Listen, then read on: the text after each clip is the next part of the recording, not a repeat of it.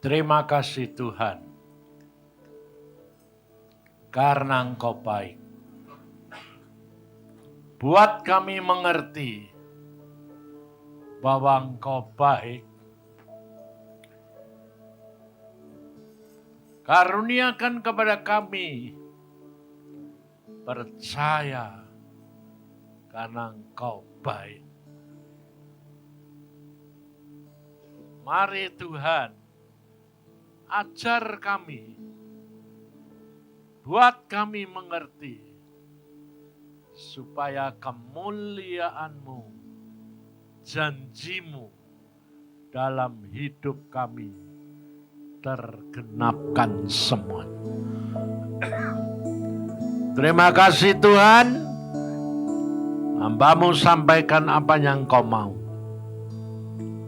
Karena semuanya daripada-Mu, oleh-Mu, untuk-Mu, dan kembali kepada-Mu. Dalam nama Tuhan Yesus, kami mengucap syukur dan percaya. Amin. Silakan duduk.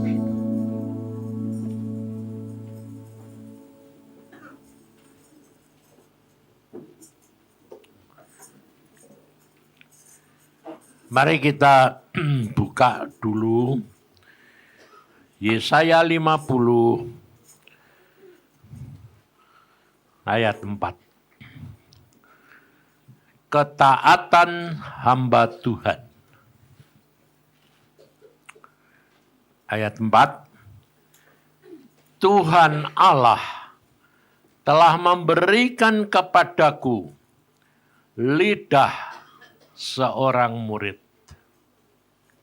supaya dengan perkataan aku dapat memberi semangat baru kepada orang yang letih lesu. Setiap pagi ia mempertajam pendengaranku untuk mendengar seperti seorang murid. Tuhan Allah telah membuka telingaku dan aku tidak memberontak, tidak berpaling ke belakang. Nah, inilah firman Tuhan, saudara. Bahwa semuanya dari Dia dan oleh Dia dan kepada Dia. Ada bagian kita, ada bagian Tuhan. Maka dari itu, hari ini saya tanya Tuhan, apa Tuhan yang harus hamba sampaikan? Lalu saya diingatkan, minggu yang lalu itu kan semua kita ngadakan retreat. Dari sini ada 100 ya. 100 orang yang ikut. Tidak semua. Memang maksudnya juga begitu. Dari situ kita belajar dan saya ada dan saya tanya, Tuhan, apa yang aku harus lakukan? Kemudian dibagi kelompok-kelompok dan di situ dikasih soal. Diberikan persoalan lalu setiap kelompok diskusi dan mengambil suatu langkah. Semuanya hampir sama. Artinya pelajaran yang kamu dapat selama di Windu, nah Anda tahu itu berapa tahun, itu semua sudah masuk. Karena apa? Semua permulaannya itu selalu berkata gini, tanya Tuhan. Sudah benar toh? Benar. Tapi pelaksanaannya itu yang belum ada. Nah, kemudian saya tanya Tuhan, salahnya di mana sih Tuhan? Kok anak-anak ini kok sudah sampai ke situ tapi belum mentok. Belum sampai kepada yang Engkau kehendaki. Nah, Maka dari itu saudara, hari ini kita belajar dan ternyata menjadi orang percaya itu tidak gampang. Karena yang dikatakan percaya itu ada percaya 50%, 25%, 75%, dan 100% ada enggak? Hah? Ayo, ada enggak? Yang punya percaya 100% itu cuma apa? Tuhan Yesus. Demikian juga dengan orang yang bisa mengalahkan setan. Ternyata tidak ada. Hanya Tuhan Yesus. Maka dari itu saudara, pada hari ini kita coba belajar. Tapi belajar mengerti dan nanti tinggal praktek. Sebab ikut Tuhan itu bukan cuma harian, mingguan, tahunan. Tapi setiap saat. Makanya ayat tadi, firman Tuhan tadi, dikatakan di situ, ketaatan seorang hamba Tuhan. Di situ dikatakan setiap pagi Tuhan mempertajam pendengaran. Jadi yang mempertajam itu, yang membuat kamu peka, kamu tajam itu Tuhan atau kamu? Nah, tapi caranya bagaimana? Ini toh. Supaya kamu mendapat janji Tuhan itu. Dikatakan setiap pagi Tuhan mempertajam telingaku. Bagianmu apa? Karena banyak orang berkata, aku mau, semua mau toh. Hah? Mau toh? Tapi semua dapat enggak? Mengapa? Apakah Tuhan salah nanti pilih kasih? Hah? Kasih Tuhan sama. Memang ada beberapa bagian yang seolah-olah kasih Tuhan itu tidak sama. Contohnya dalam Alkitab ditulis antara Yakub dan Esau. Firman Tuhan sendiri berkata, aku mengasihi Yakub, tapi aku, di situ kata-katanya itu sampai tajam, aku membenci Esau. Nah, kita tuh kerap kali kalau baca Alkitab, itu selalu terpancang kepada huruf. Jadi kalau di situ katakan benci, udah. Padahal kalau saudara perhatikan, selidiki secara kenyataan, secara jasmani loh. Hidup Esau sama Yakub makmur mana? Makmur Esau. Ngerti saudara? Esau jengkel sama Yakub. Mau dibunuh karena dia merampas hak kesulungan. Tapi saudara tahu, pada waktu Yakub kembali ketemu Esau, Esau kaya raya enggak? Hah?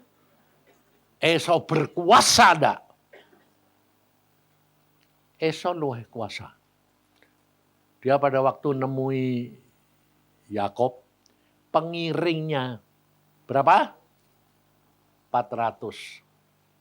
Pengiring. Padahal enggak mau perang, benar? Dia pada waktu diberi oleh Yakub, dia bilang, aku punya banyak adikku. Ngerti saudara? Maka dari itu kita harus belajar ikut Tuhan itu sebetulnya bagaimana?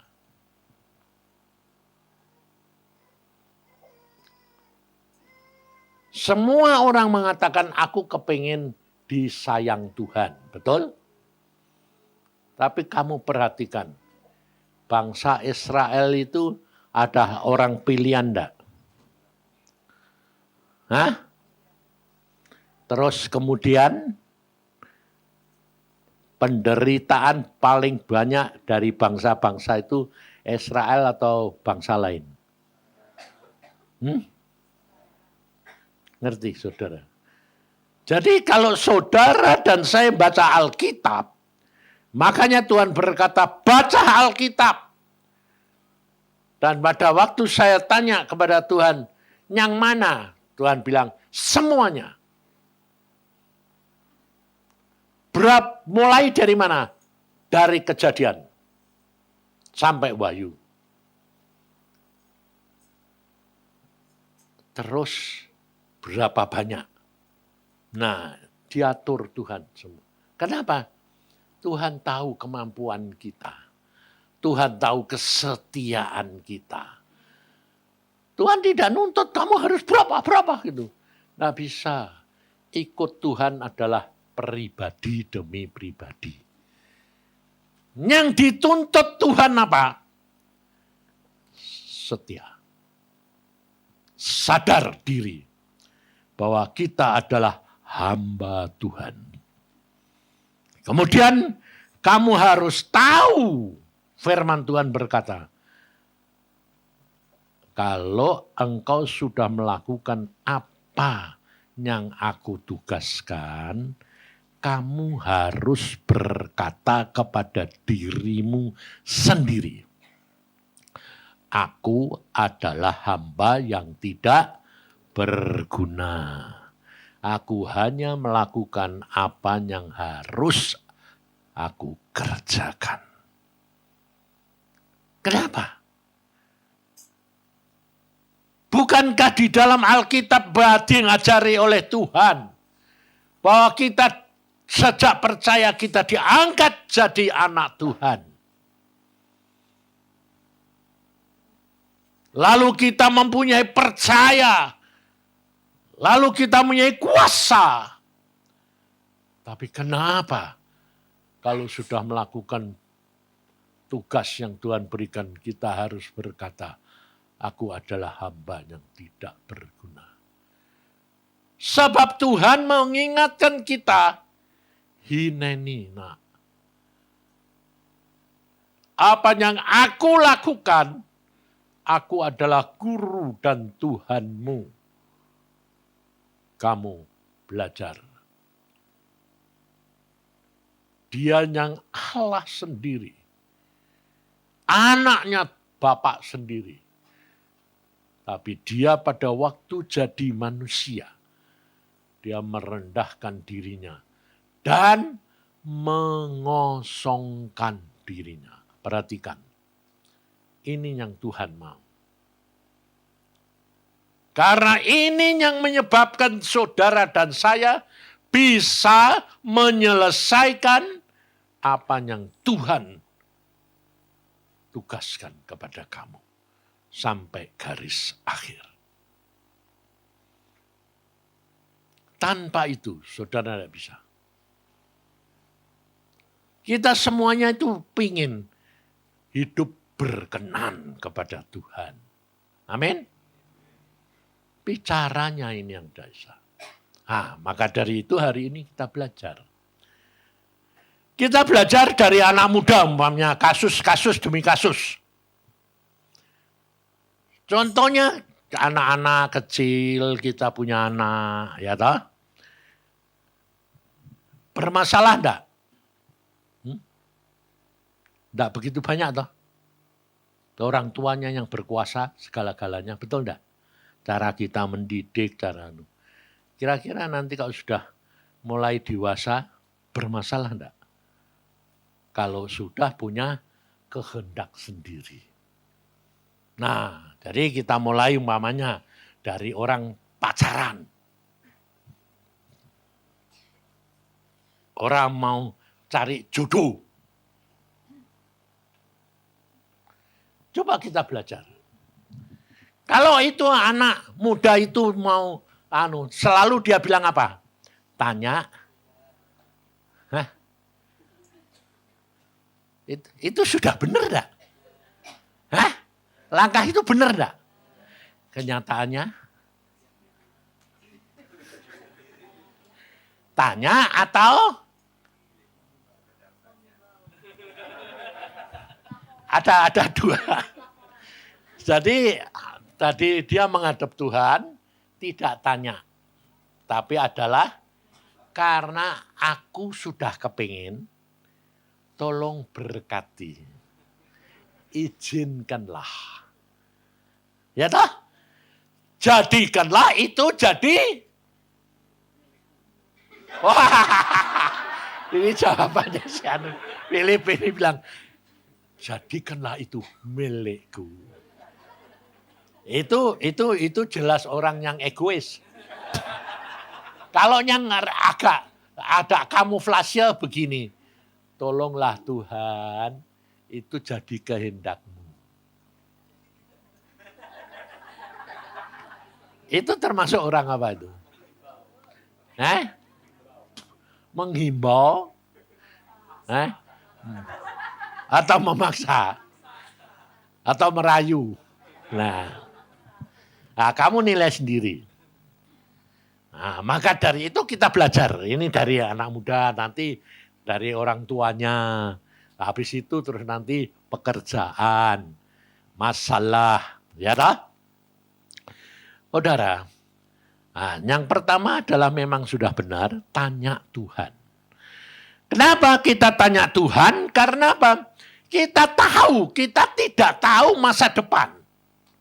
Hari esok itu tidak ada orang tahu. Satu, kedua, kita tidak tahu orang lain. Bawaannya, kelemahannya. Makanya banyak anak muda yang datang pada saya begini, Om, ini yang repot ya saya sebagai hamba Tuhan tuh. Jadi kalau hamba Tuhan peka, dengar suara Tuhan itu kerap kali dimanfaatkan. Ya toh?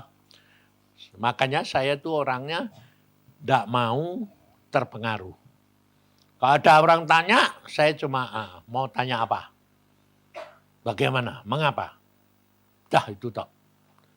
Sebab kalau saya tanya latar belakangnya, itu tetap mempengaruhi pandangan pengertian pikiran saya.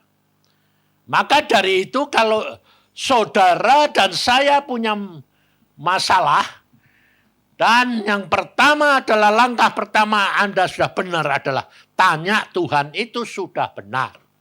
Tapi masalahnya sikap hatimu, pikiranmu di mana? Itu yang menetapkan. Jadi kalau kamu tanya Tuhan tapi kamu sudah punya pendapat, pengertian, kehendak, keinginan, itu sudah tidak bakal murni. Dan jawaban Tuhan pun tidak akan datang.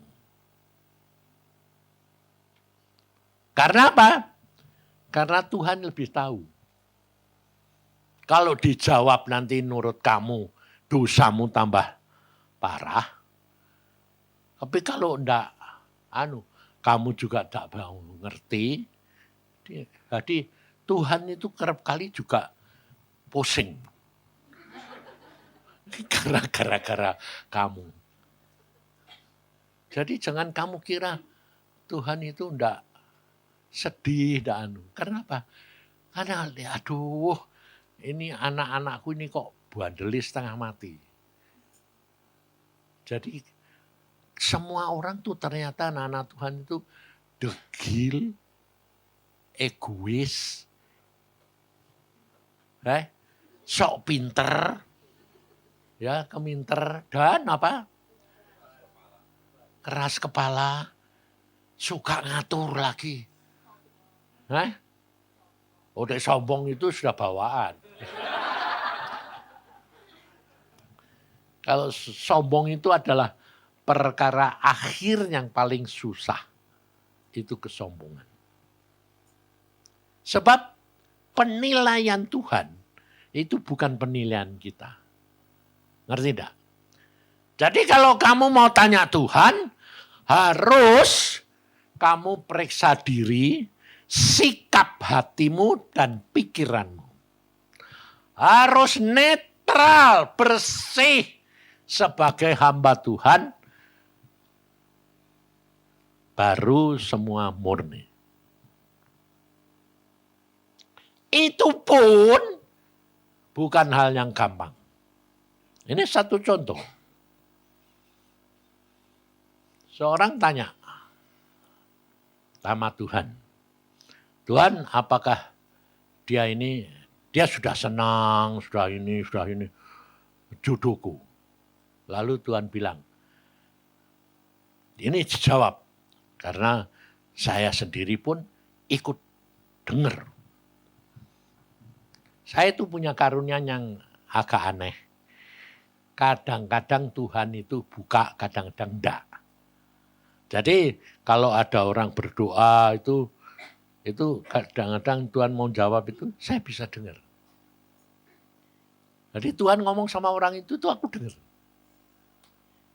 Sebab saya pernah ngalami itu di sini, bukan di Windu, di Gatsu masih pada waktu itu. Ada ibu datang dari Jakarta. Ibunya kaya raya, memang kaya. Dari penampilannya sudah kelihatan. Wah, ini orang tidak mungkin tidak kaya.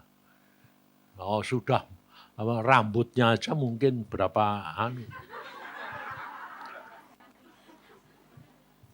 Loh, rambut itu kok ditata sama orang itu beda loh. Betul enggak? Beda. Nah, saya lihat satu, waduh aku sampai gini. Tuhan ini orang kaya, manja, terus maunya dewek. Saya tuh punya karunia sebetulnya. Jadi ketemu orang itu saya tanya gini, Tuhan orang ini bagaimana? Nanti diceritain Tuhan, ding. Oh. Jadi kamu kalau datang pada saya itu tidak usah pura-pura. Sebab kerap kali Tuhan itu sudah tunjukkan ini itu begini, ini begini. Nah, ini ibu juga begitu. Datang, Pak Yusa, saya mau tanya. Ya, cerita dia. Setelah cerita, sebelum dia cerita, Tuhan sudah cerita. Nah itu yang repot. Jadi kalau saya tidak murni, wah, polusi. Sebab dari orang itu gini, Tuhan ini sudah ngomong gini. Repot ah. Haji saya cuma, terus piye Tuhan. Saya itu orangnya kan sudah tidak mau ngambil keputusan terus. Itu bagaimana? Tuhan bilang, marahi. Piye bingung ra kowe. Kita sebagai hamba Tuhan tuh jangan kamu pikir itu enak, susah menghadapi siapa? Manusia. Menghadapi dirinya sendiri susah. Apalagi yang kedua, menghadapi istri. Istri menghadapi suami. Belum itu anak. Aku sampai manusia dunia ini kok tidak ada yang enak sih Tuhan. Aku minum. Nah, Tuhan bilang, di dalam dunia kamu menderita. Tapi percayalah, aku sudah mengalahkan dunia. Ini loh yang merupakan penghiburan. Ngerti enggak? Dan ini yang dituntut oleh Tuhan adalah kamu harus mengerti apa yang Tuhan mau. Jangan kalau kamu bilang, Tuhan kan mengerti aku. Nggak usah kowe ngomong, Tuhan itu maha kuasa. Udah tahu. Jadi kamu nggak usah ngomong-ngomong lagi. Cuma memang kadang-kadang perlu apa? Manja, menghimbau. Itu perlu. Saya juga kerap kali lakukan.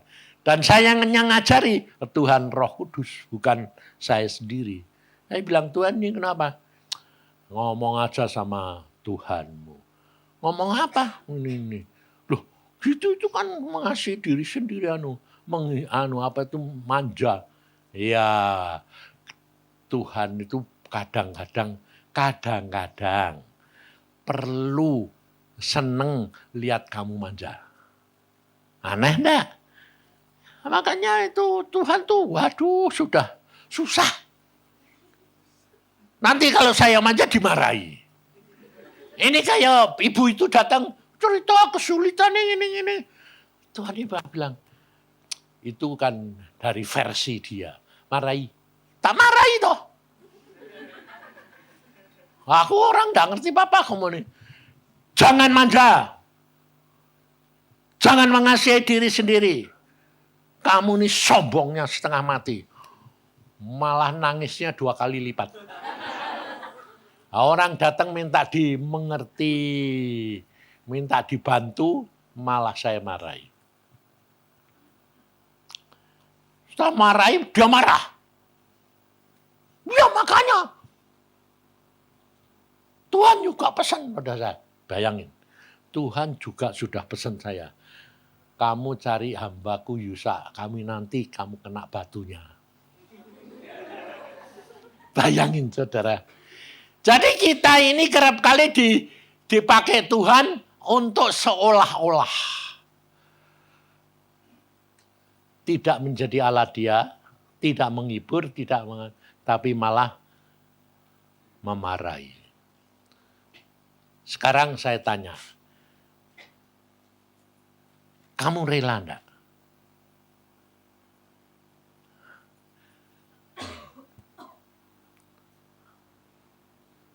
Rela enggak? Ini contohnya kayak nabi tua sama nabi muda. Nabi muda suruh, kamu tidak boleh makan, minum, mampir. Habis selesai tugas, pulang. Nabi tua malah ngomong, aku juga seorang nabi. Dan dia bohong loh. Aku disuruh Tuhan untuk mengajak kamu pulang, makan, minum. Nah, nabi muda ini karena pikirnya ini sama orang tua, sungkan. Dan dia juga hamba Tuhan, dia nurut. Malah mate dimakan. Bukan dimakan, diterkam singa. Ngerti saudara? Hal seperti itu tuh kita kerap kali tidak bisa ngerti. Dan ternyata aku juga ngalami persis kayak nabi muda. Cuma untungnya karena saya tanya Tuhan, lepas. Nah ini loh saudara. Makanya saya bilang, apa yang saya ajarkan dan saya diajar dari Tuhan, buat kamu sudah benar. Tanya Tuhan. Tapi yang pertama, sikap hati harus netral. Rela. Sebab kalau enggak konsekuensinya berat. Saya ngalami sendiri. Seorang tanya jodoh, Tuhan bilang, itu bukan jodohmu. Dia bilang, kenapa? Sudah tak nurut toh, tapi malah tanya, mengapa? Apa yang harus aku bayar? Ayo, piye gue sini. Tuhan bilang, kamu mau bayar? Ya, oke. Kalau kamu mau bayar, bayarlah. Waduh, saudara tahu, dari muda sampai tua sekarang, penderitaan terus. Gara-gara apa? Istri. Penderitaannya bukan sedikit, benar parah amat. Sampai akhirnya dia bilang, waduh enggak kuat. Nah terus maksudmu apa? Tak cerai aja. Tuhan, aku bilang, kamu harus konsekuen. Kalau kamu cerai, berarti kamu enggak konsekuen. Pada waktu itu kamu sudah ngomong, kamu mau bayar harganya. Silahkan. Makanya saya bilang, kenali Tuhan. Untung tuh Denny. Pak Denny, anak saya, hamba Tuhan yang imam itu, itu yang untung. Kenapa? Karena dia pada waktu pacaran sudah 4 tahun. 4 tahun loh pacaran. Dan saya sebagai orang tuanya, ya cukup jengkel. Karena apa? Tidak nurut. Tapi untungnya Tuhan tuh sayang. Dia bilang, kalau kamu kawin sama dia, hidupmu penuh penderitaan. Karena aku tidak suka. Nah, cuma dia baiknya apa? Nah, ya sudah.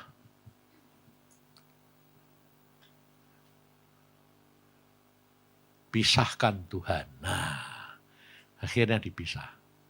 Coba enggak. Tak tahu saya hidupnya kayak apa. Sekarang hidupnya luar biasa dipakai Tuhan. Ngerti tidak saudara? Jadi kalau saudara itu sudah berani tanya, harus konsekuen. Nurut. Jangan sampai mengalami penderitaan akhirnya. Itu kalau tanya Tuhan. Ya dah. Kalau kamu sudah berani tanya Tuhan dan Tuhan sudah jawab, kamu harus ikuti. Makanya jangan caranya gini, ada orang banyak, ini bukan satu tok. Datang, sudah pacaran, sudah lama, sudah hubungan seks, terus bilang gini, Pak, iki jodohku ndak, kurang ajar. Nah, saya tahu semua. Tuhan lihatkan ini kayak gini. Terus sekarang tanya, kamu tanya apa? Ini jodohku enggak? Lah kamu sudah main kayak gini, sudah kayak gini-gini. Kok bilang ini jodohku enggak itu? Ngapain? Kalau Tuhan bilang tidak, terus kamu mau apa? Ya aku cerai. Oh, belum kawin kok mau cerai. Itu namanya kamu tuh mau menang sendiri enak. Orang lain menderita. Tidak bisa. Aku pun tidak akan mau menjawab kamu. Udah pulang. Saya usir. Karena itu banyak hal terjadi. Tanya tapi sebetulnya di belakangnya itu pikirannya itu enggak tanya.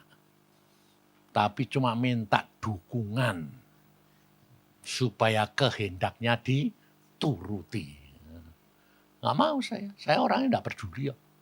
Untung saya itu enggak nyari anggota. Jadi saya enggak peduli. Enggak, sudah sana pulang. Makanya banyak orang sakit hati. Ya toh? Nanti orang sakit bilang, kamu mau datang itu mau apa? Tolongi Pak, doakan supaya ini sembuh. Ini baru saja terjadi kemarin dulu. Suaminya sakit. Istrinya nangis, terus saya bilang, kenapa kamu nangis, mau apa? Tolong doain dong Pak, anak suami saya tuh gini. Aku meni, ya yang tahu Tuhan toh ya, bukan saya. Ya wong sudah baik, sudah gini. Kok menderita kayak gini loh? Orang kan tidak tahu. Kalau baik itu menurut ukuranmu, bukan menurut ukurannya Tuhan. Sehingga pada waktu itu cuma saya bilang gini, udah bacain firman, ngucap syukur, minta ampun, selesai. Yes, itu toh. Kenapa enggak didoain minta? Udah, itu dok turuti. Seminggu turuti lagi. Seminggu lagi dia tanya lagi, aku bilang, lakukan itu. Lalu dia bilang, sudah selesai aku. Mati.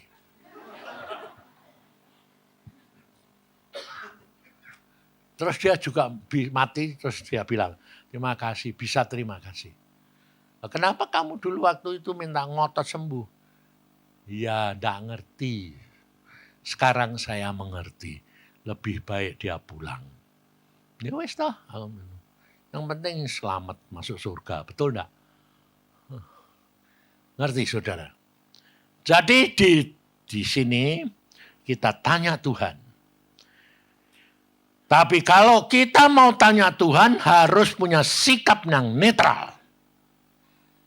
Kedua, kalau Tuhan sudah ngomong harus diikuti.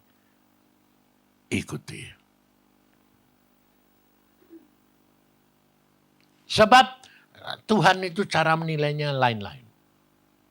Ini ada kejadian di Semarang nih. Seorang datang sama saya. Laki-laki ini bilang gini, Pak, saya ini mau kawin, tapi belum. Tapi sedang tanya Tuhan, ini jodohku enggak? Terus aku bilang, kenapa kamu tanya? Ya, saya enggak ngerti, Pak. Tuhan ngomong sama saya gini, kamu mau enggak kawin sama pelacur? Bingung enggak aku? Oh, tanya jodoh, urusannya kok pelacur. Bingung tak? Tapi untungnya aku ini orangnya enggak peduli. Tadi maunya terus maksud piye? Tanyai. Aku ya nurut saja. Ini kamu mau kawin sama dia? Ya. Kamu mau enggak kamu kawin sama pelacur? Kaget tuh dia. Hah? Dia pelacur, Pak? Loh, aku enggak ngomong dia pelacur. Tuhan tanya, kamu mau enggak kawin sama pelacur?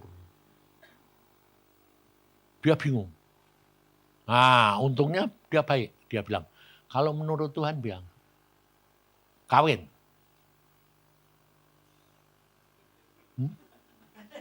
Jadi dia bingung loh. Nah, setelah bingung, tapi dia mau nerima. Nah, saya lalu tanya sama Tuhan. Kenapa ini? Tuhan bilang, lah karena dia itu sudah bukan gadis. Sudah main sama laki lain dulunya. Oh, jadi aku baru ngerti. Itu kok dianggap pelacur. Piye bingung enggak? Makanya kita itu enggak bisa. Untungnya terus aku bilang, oh, terus yang perempuan saya panggil. Kamu itu ternyata dulu nakal ya, tukang main kok ya. Nangis ya, iya. Mau enggak? Ini bekas nanti calon istrimu model kayak gitu. Tapi sekarang sudah baik. Enggak apa-apa Pak, mau. Ya sudah. Aku bilang, puji Tuhan. Ya dah. Sekarang menikah, ya bahagia. Karena dengan sadaran. Jadi itu merupakan pelajaran, saudara. Bahwa kalau kamu sudah berani tanya Tuhan, harus konsekuen. Terima masalah itu dengan apa adanya yang Tuhan suka. Jadi bukan yang kamu suka. Nah, itu. Ya, itu sudah. Sekarang bagi orang tuanya. Orang tuanya lihat gitu kan ya bingung loh. Sebab orang tua itu kan selalu, wah melihatnya itu pakai apa? Pinter itu loh. Anaknya sapa? Turunane bobot bibit bobot apa semua. Anaknya siapa, turunannya siapa, terus Novi bilang punyanya apa? Sudah kerja apa belum? Ya toh? Itu ndak model kayak gitu itu. Itu ya kalau sudah tahu gitu, ya jangan tanya Tuhan. Ya tanyalah pada dirimu dewek, terus pikir dewek, tetep no dewek. Lebih-lebih kurang ajarnya kalau datang pada saya. Tolong Pak doain. Nah, tak tutuki wae. Bikin kerjaan orang aja ya toh. Nah, lebih susah toh. Ya, jadi orang tuanya pun harus ngomong sama Tuhan. Sebab saya sebagai orang tua yang ngalami. Jadi untuk Denny, untuk Samuel, untuk Iin, semua saya ngalami. Nah, kalau Iin itu memang lebih aneh lagi itu. Dia sudah dikasih tahu Tuhan jodohnya siapa, dia tidak suka.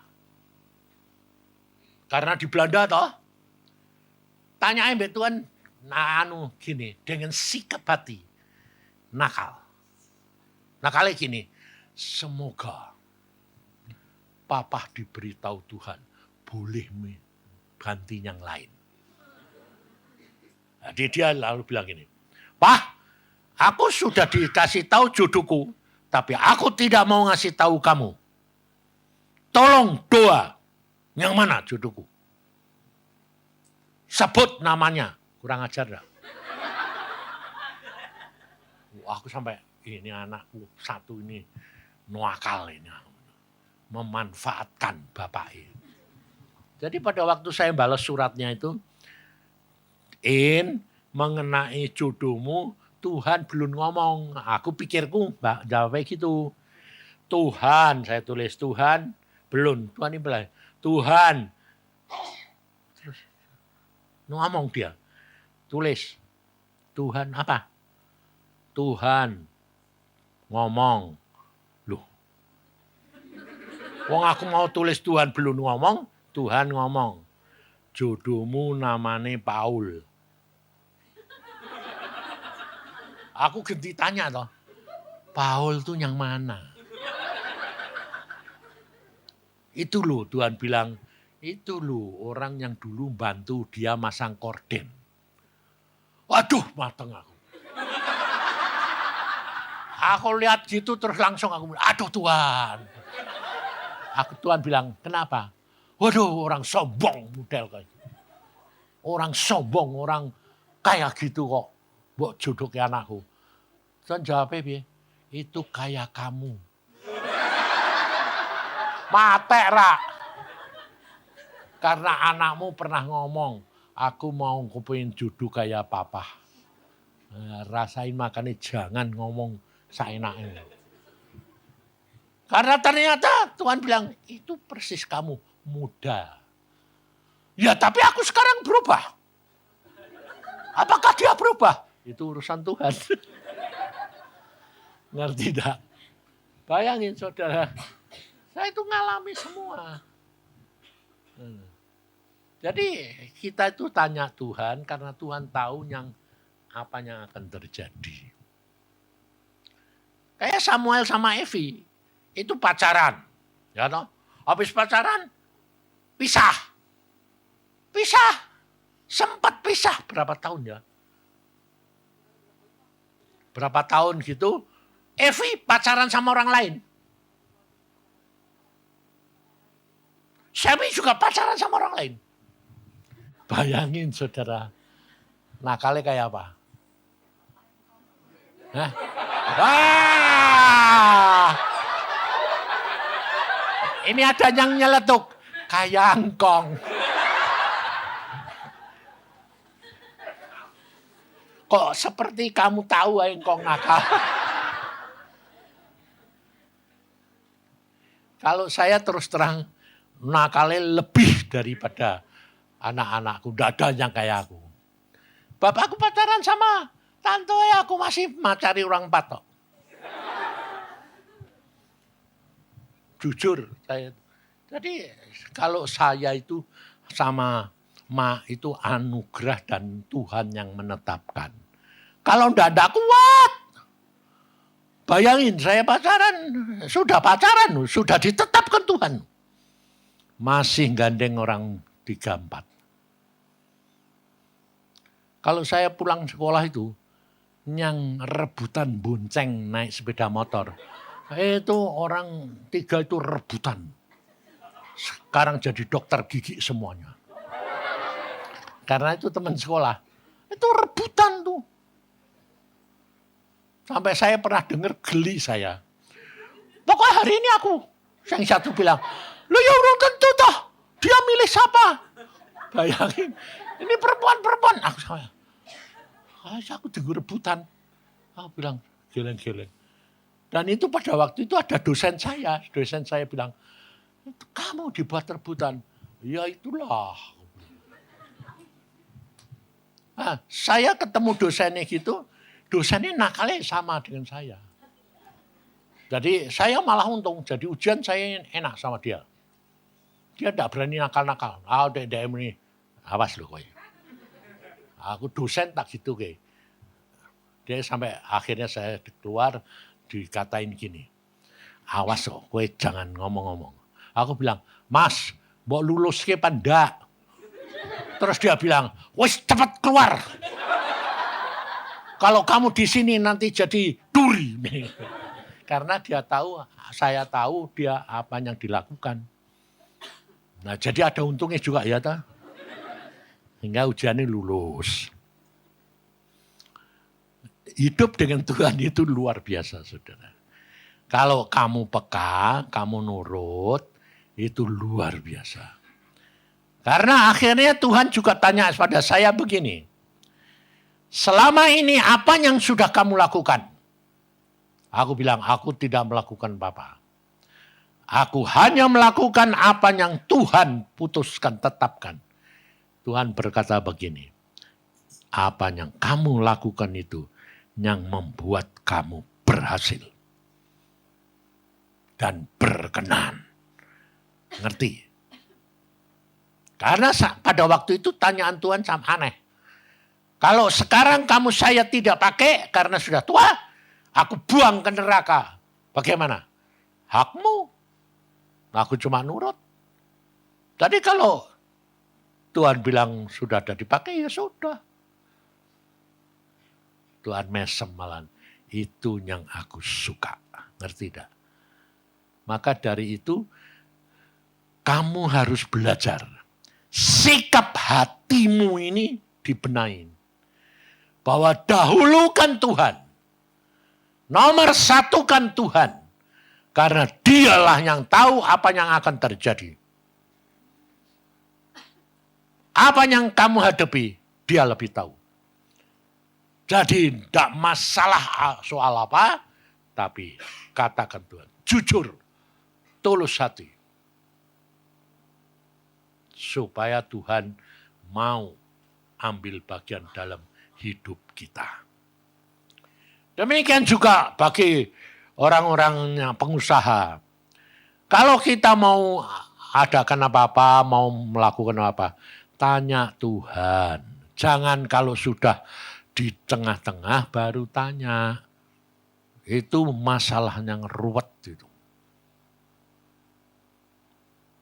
Coba kemarin itu ada orang tanya begini, Pak, saya ini bagaimana ya Pak?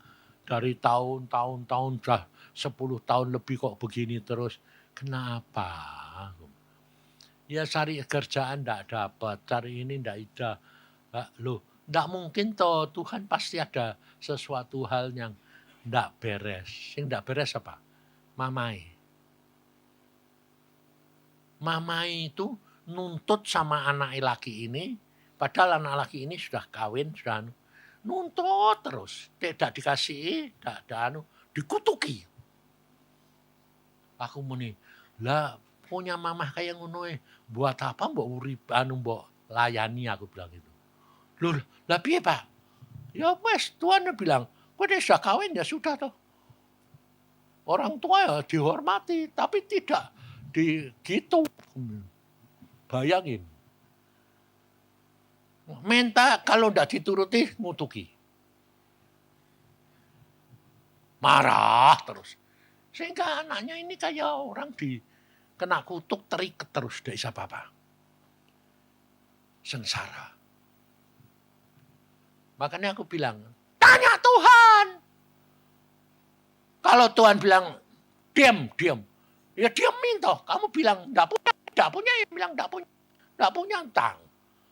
Ya salahmu dewek toh ya. Kowe lebih mengasihi orang tuamu lebih dari Tuhan. Bukankah ada firman?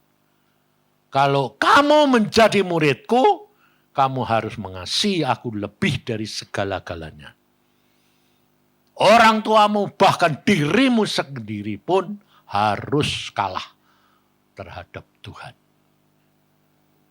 Ya. Ya tidak bisa itu. Nah, tidak tahu itu sebabnya apa. Makanya banyak hal ku tak mengerti. Ini tadi barusan telepon saya. Ada orang kaya, punya kedudukan, sakit. Tapi sakitnya tidak ketahuan. Jadi dari rumah sakit ini dirujuk ke sini, sekarang dirujuk ke Singapura.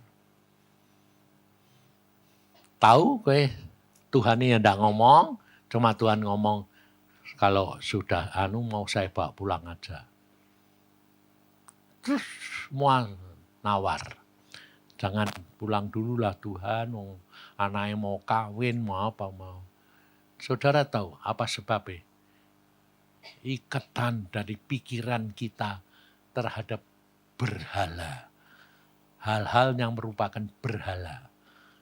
Jadi umpamanya orang tuanya dulu apa, punya simpanan apa, itu diberhalakan. Nah ini sedang sakit di sana, dihancuri semua. Mumpung tidak ada orangnya. Sembuh. Bayangin. Ternyata dia tidak percaya perkara begitu. Maka dari itu kita itu di dalam mengikut Tuhan, ngalami perkembangan kayak apa, umpamanya kita pakai jubah, kita pakai tumen, kita pakai apa untuk suruh melakukan apa. Tanya Tuhan. Jangan menghakimi, tapi tanya Tuhan. Nanti kamu akan melihat kemuliaan demi kemuliaan yang kamu alami. Karena bagi Tuhan itu tidak ada barang yang mustahil. Terus kamu tanya Tuhan, terus jangan gini. Kamu diem, dengerin. Tuhan tidak ngomong. Lah itu yang salah. Itu yang salah. Karena kalau kamu begitu, itu berarti kamu ngatur Tuhan. Kalau kamu sudah berdoa, sudah tanya, dijawab enggak? Percaya. Itu perlu Tuhan nanti jawab. Ini dialami. Mamanya selfie pergi ke nanya Tuhan, si pemimpin bilang ada pohon. Di Tibet itu tidak ada pohon. Tapi Tuhan ingin bilang ada pohon. Yang akarnya kayak beringin. Kira-kira pikiran selfie apa? Pohonnya gede pada? Pohonnya gede. Yang ditemuin pohonnya kecil. Piye? Jadi kita itu tidak bisa membatasi Tuhan. Tuhan tidak usah ngomong, tapi dengan mengarahkan tindakan kamu saja, pasti sampai. Dan itu kerap kali saya alami. Percayalah, kalau kamu sudah punya sikap hati yang menyerah dan percaya kepada Tuhan, Dia pasti akan menjawab dan mengarahkan hidupmu. Karena Tuhan itu luar biasa. Maka dari itu percayalah, bagi Tuhan tidak ada yang mustahil. Dia pasti baik. Cuma sementara ini belum tentu seperti keinginanmu, kehendakmu. Ngerti? Jadi itu yang Tuhan mau. Supaya kamu hiduplah dengan Tuhan, percayalah Tuhanmu itu baik. Karena kerap kali pada waktu retreat itu saya lihat, jadi saya ketawa sendiri, saya ngomong sama Tuhan. Saya ngomong gini, ini anak-anak sudah baik Tuhan. Semua pertama tanya Tuhan, benar. Tapi di belakangnya gini, kemungkinannya gini toh.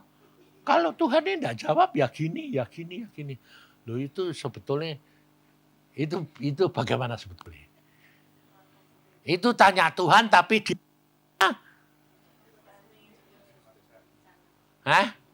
reserve.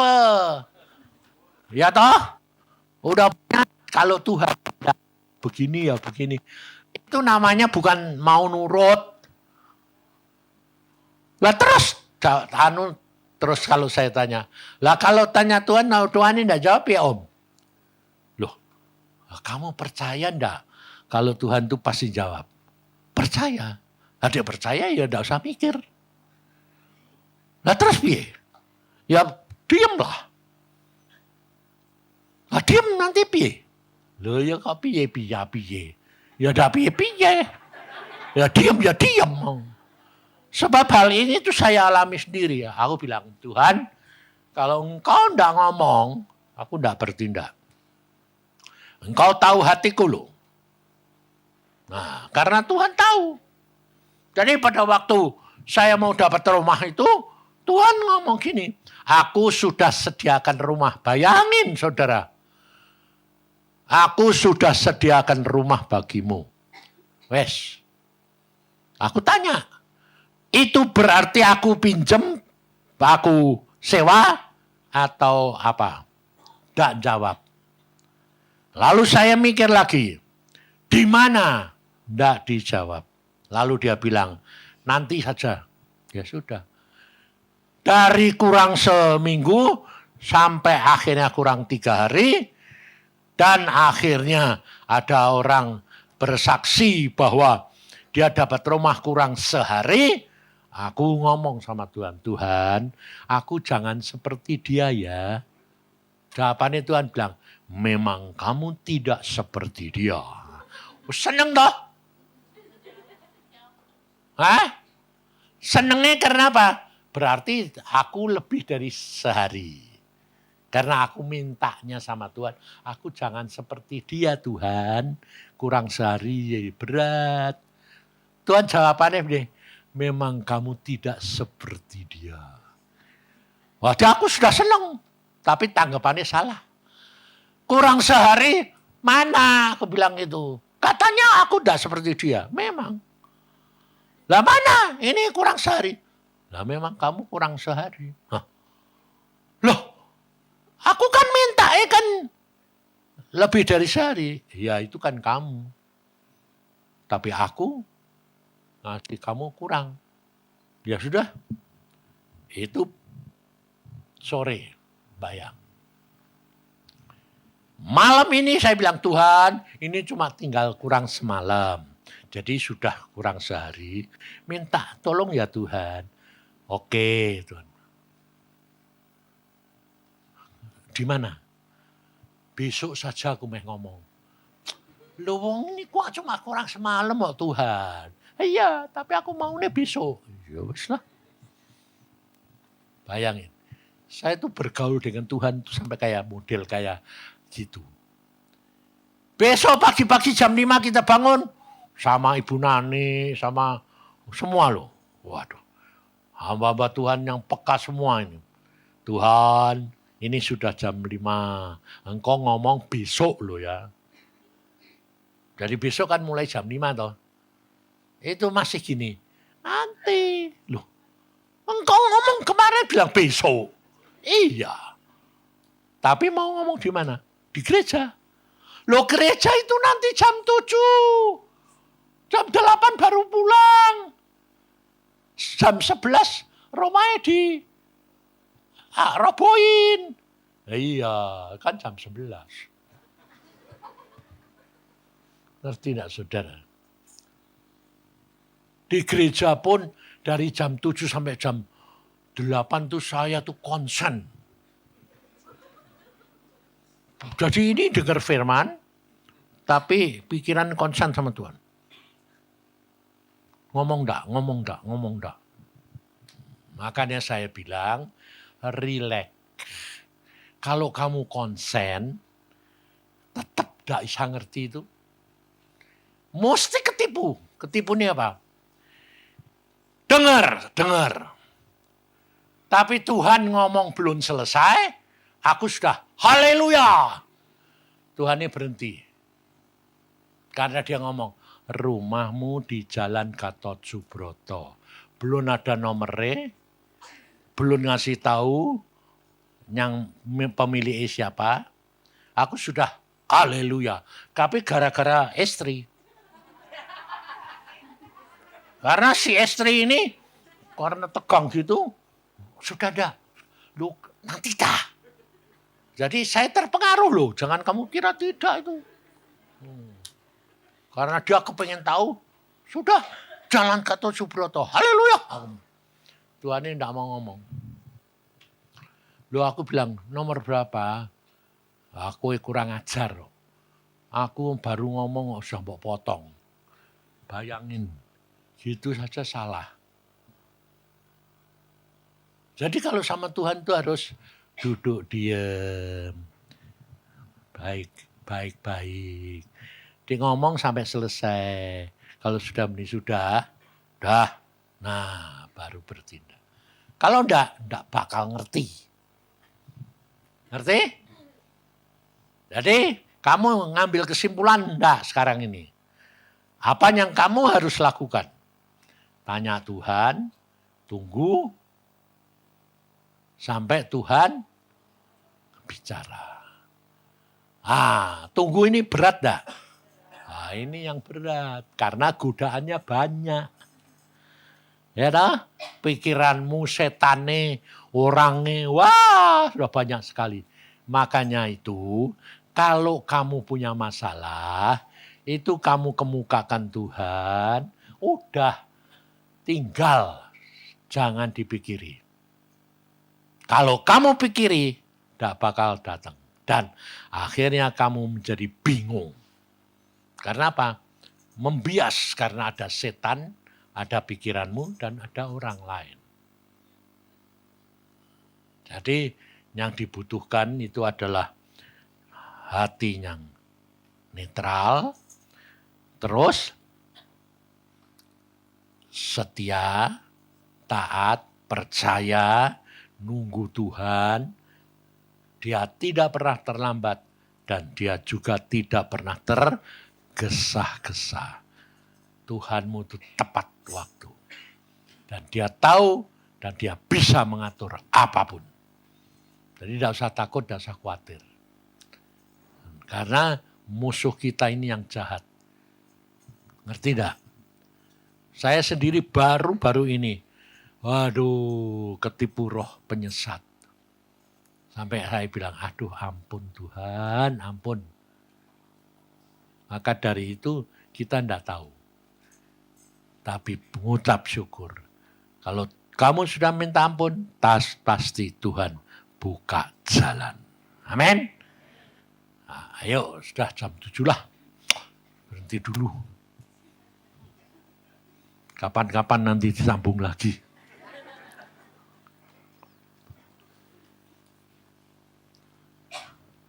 Sebab di dalam pelajaran pengajaran, itu kadang-kadang Tuhan tuh sengaja kamu dikasih bahan supaya kamu mikir.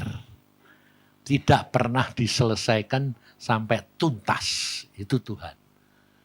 Sebab saya kerap kali juga tanya, kenapa sih Tuhan tidak mau tuntas? Biar mikir dewek. Terus sudah, biar aku sama dia sendiri. Jadi tidak usah melalui kamu. Nah, gitu.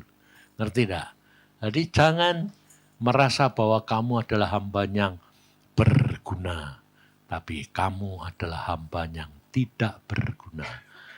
Tapi kalau kamu punya sikap benar, Tuhan luar biasa. Amin.